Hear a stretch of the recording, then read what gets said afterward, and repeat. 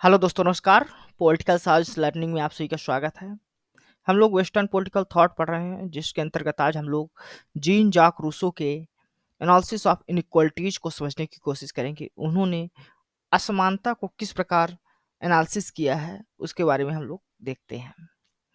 तो जीन जाक रूसो जो थे, इनके जो इनइक्वालिटी या असमानता का जो पहला विचार देखा गया, इनके ऐसे the discourses on the science and the arts में, जो इन्होंने 1749 में लिखा था। यह ऐसे एक कंटेस्ट में उन्होंने लिखा था, जो ऑर्गेनाइज कराया गया था एकेडमी ऑफ डिजाइन के द्वारा, और इस ऐसे में उन्हें फर्स्ट प्राइज भी मिला था। इस ऐसे में वो कहते हैं कि जो ह्यूमन है या मैन है, वो स्टेट ऑफ नेचर में इक्वल थे, सेल्फ सफिशिएंट थे और कंटेंटेड थे, यानी खुशी थे, प्रसन्न थे। लेकिन जैसे ही सिविलाइजेशन का उदय होता है, राइज होता है सिविलाइजेशन का, इनइक्वालिटी जो है तो समाज में बढ़ने लगती है। ऐसा रूसो का मानना था। और इसके पीछे वो वजह मानते हैं कि जो साइंस और आर्ट था, इसके कारण क्या होता है, प्राइवेट प्रॉपर्टी का जन्म होता है, प्राइवेट प्रॉपर्टी एग्जिस्टेंस में आती है, और उसी के साथ जो डिवीजन ऑफ लेबर है, जो कार्य का डिवीजन है, वो भी हमको दिखाई देता है। कुछ लोगों को जो है तो लग्जरी लाइफ मिलती है, और कुछ लोग पुअर हो जाते हैं साइंस और आर्ट्स के डेवलपमेंट की वजह से। इसका जो रूसो का जो सेकंड डिस्कोर्सेस था, the discourses on the origin of inequality, यह भी एक ऐसे कंटेस्ट था जो ऑर्गेनाइज किया गया था डिजाइन एकेडमी के द्वारा 1754 में। और इस ऐसे में उन्होंने वास्तव में जो अपना इनइक्वालिटी का जो मूलभूत सिद्धांत है, उसमें मूल रूप से इसमें दिया था। इसी ऐसे में उन्होंने पहली बार जो है तो नेचुरल इनइक्वालिटीज और कन्वेंशनल इनइक्वालिटीज के बीच डिफरेंस को भी बताया था। उन्होंने कहा कि it was iron and corn which civilised man and ruined humanity. उनका मानना था कि जो आयरन यानी लोहे का जो आविष्कार है, और अनाज, इन दोनों की वजह से ह्यूमन क्या हुआ, मैन क्या हुआ, सिविलाइज्ड हुआ, और उसके साथ ही मानवता का जो है तो पतन होता है। इसके अलावा उन्होंने इसी के द्वारा जो कॉन्सेप्ट ऑफ प्राइवेट प्रॉपर्टी है, उसको भी बताया। उन्होंने कहा कि the first man who having enclose a piece of ground bethought himself of saying this is mine, and found people is simple enough to believe him was the real founder of civil society। मतलब कि आदमी वह पहला आदमी जिसने यह कहा कि ये पीस ऑफ ग्राउंड मेरा है, उसको जो है तो इनक्लोज किया, बाड़ी लगाया और कहा यह मेरा है। और उसी विचारधारा को मानने वाले, सिंपल विचारधारा को मानने वाले कुछ और भी लोग मिल जाते हैं उसको, वही जो है तो फर्स्ट व्यक्ति था जिन्होंने सिविल सोसाइटी का जो है तो फाउंड किया। सिविल सोसाइटी का फाउंडर, रियल फाउंडर माना जाता है। और उन्होंने अपनी जो बुक सोशल कॉन्ट्रैक्ट 1762 में लिखी थी, उसमें उन्होंने कहा था कि man is born free and everywhere he is chain, यानी इंसान स्वतंत्र तो पैदा होता है, लेकिन देखा जाए तो वह समस्त हर जगह जंजीरों से जकड़ा रहता है। और इसके अलावा वह उन्होंने इसमें आगे यह भी कहा कि many one believes himself the master of others at he is a greater slave than they, यानी कि सभी मानते हैं कि हम दूसरों पर स्वामी हैं, लेकिन वास्तव में देखा जाए तो वे स्लेव हैं। ऐसा रूसो का मानना था।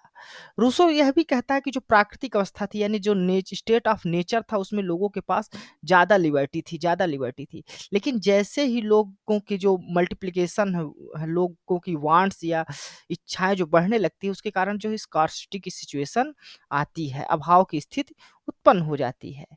उसका मानना था कि जो सिविलाइज्ड सिविल सोसाइटी है, उसमें नेचुरल इनइक्वालिटी की जगह उसको लीगल इक्वलिटी से रिप्लेस कर दिया गया है।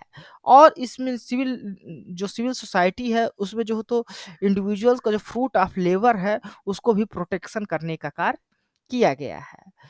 सोशल कॉन्ट्रैक्ट में मानता है रूसो कि सोशल कॉन्ट्रैक्ट के द्वारा इंसानों ने क्या किया, अपनी जो नेचुरल लिबर्टी थी उसको लॉस किया है। साथ साथ उनके पास जो अनलिमिटेड राइट था, नेचर से कुछ भी लेने का जो राइट था, वह भी समाप्त हो गया। और जो सिविल सोसाइटी बनी, उसमें उसको सिविल लिबर्टी मिली। साथ ही साथ उसको क्या मिला कि जो उसने प्रॉपर्टी को पजेस किया है, उसकी भी उसको सिक्योरिटी या प्रोटेक्शन मिला सिविल सोसाइटी में। ये सोशल कॉन्ट्रैक्ट के द्वारा ही हुआ था, ऐसा रूसो का मानना है। अब हम लोग रूसो के स्टेट ऑफ नेचर और सिविल सोसाइटी में क्या डिफरेंस है, उसमें ह्यूमन कंडीशन कैसी है, उसको हम लोग देख लेते हैं क्या डिस्टिंक्शन है। तो स्टेट ऑफ नेचर में क्या होता है कि स्मॉल पॉपुलेशन रहती है, वहाँ पर नेचुरल अबंडेंस रहता है, यानी प्राकृतिक संसाधनों की पर्याप्तता रहती है। वहाँ नो नीड फॉर लेबर, यानी लेबर करने की आवश्यकता नहीं होती। यहाँ पर स्टेट ऑफ नेचर में देखें तो जो इक्वलिटीज होती है वो नेचुरल होती है, यानी प्राकृतिक इनइक्वालिटीज देखने को मिलती है। और यहाँ पर लोगों के पास प्राकृतिक स्वतंत्रता भी होती है, यानी कि इस स्टेट में, स्टेट ऑफ नेचर में, लोगों के पास नेचर से अपनी आवश्यकता के अनुसार कुछ भी लेने की स्वतंत्रता होती है। लेकिन वहीं जो सिविल सोसाइटी था उसमें रूसो कहता है कि इस सिविल सोसाइटी में पॉपुलेशन जो है तो लार्ज हो गई, बड़ी पॉपुलेशन हो गई, और इस सिविल सोसाइटी में स्कार्सिटी की सिचुएशन हो गई, क्योंकि कुछ लोगों के पास अधिक धन एकत्रित हो गया और कुछ लोगों के पास कम। तो यहाँ अमीरी और गरीबी का जन्म होता है। इस प्रकार इनइक्वलिटी की बात करता है। और साथ ही साथ कहता है कि यहाँ जो लेबर था वह नेसेसरी हो गया, यानी लोगों को कार्य करना आवश्यक हो गया अपने जीवन को चलाने के लिए। और ये जो नेचुरल इनइक्वालिटीज थी वो लीगल इक्वलिटी में बदल जाती है सिविल सोसाइटी में, ऐसा रूसो का मानना था।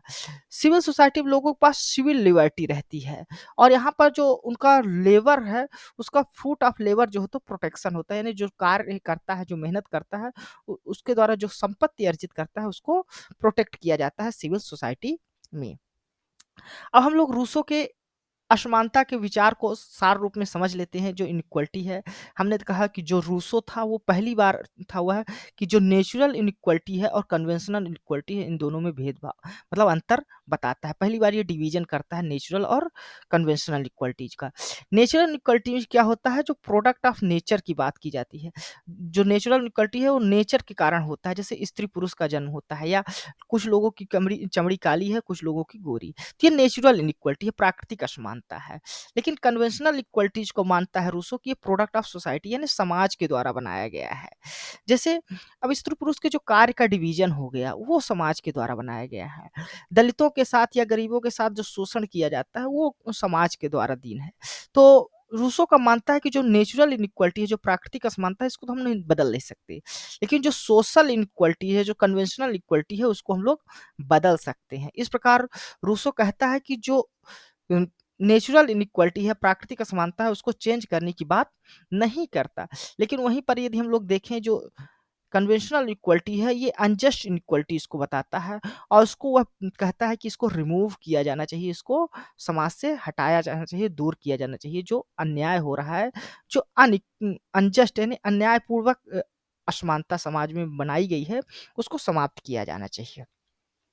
तो ये था रूसो का इनइक्वालिटीज पर एनालिसिस। ये वीडियो आपको कैसा लगा अपने कमेंट के माध्यम से हमें जरूर बताइए। साथ ही साथ हमारे इस चैनल को सब्सक्राइब कर लें और हमारी वीडियो को अपने दोस्तों के साथ भी शेयर करें। धन्यवाद।